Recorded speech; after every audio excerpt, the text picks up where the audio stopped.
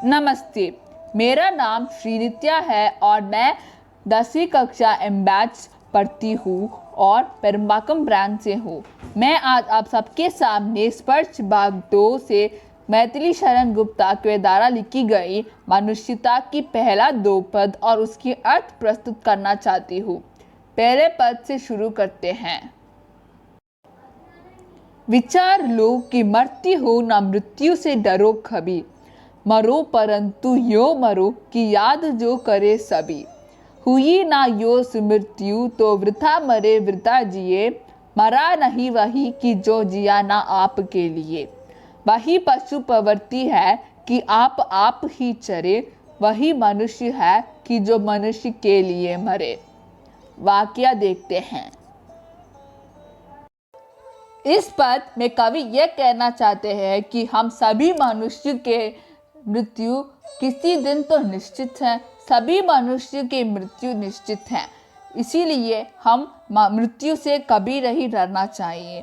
कवि कहते हैं कि हम दूसरों के लिए कुछ ऐसा करना चाहिए कि लोगों हमें मरने के बाद भी याद रखते हैं। जो मनुष्य दूसरों के लिए कुछ भी नहीं करती है और उनके लिए जीते हैं, उनका जीना और मरना तो बेकार है, क्योंकि अपने लिए तो जानवर भी जी सकता है। कवि ये कहते हैं कि जो मनुष्य दूसरों के लिए जीता है उनका मृत्यु कभी नहीं होता है। कवि के अनुसार मनुष्य वही है जो दूसरों मनुष्य के लिए मरे, अर्थात जो मनुष्य दूसरों की चिंता करते हैं और वही दूसरों के लिए कुछ करता है, वही मनुष्य कहलाते हैं। दूसरे पद देखते हैं।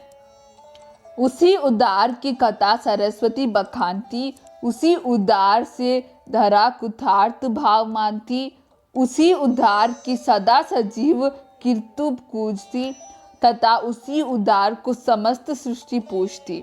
अखंड आत्मभाव जो असीम विश्व में भरे, वही मनुष्य है कि जो मनुष्य के लिए मरे। इसकी वाक्य देखते हैं। दूसरे पद में कवि यह कहना चाहते हैं कि उदार मनुष्य यानी जो मनुष्य अपने पूरे जीवन दूसरों की चिंता करता है, उस महान व्यक्ति की कथा गुणगानों के तरह सरस्वती यानी हमारे पुस्तकों में किया जाता है और हम सब पढ़ते हैं।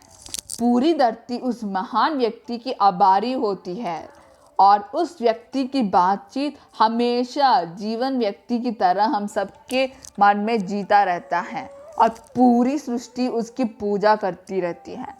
कवि कहते हैं कि जो व्यक्ति पूरे संसार का अखंड भाव और भाईचारे की भावना में बांधते और देखते हैं, वह व्यक्ति सही मायने में मनुष्य कहलाना का योग्य है।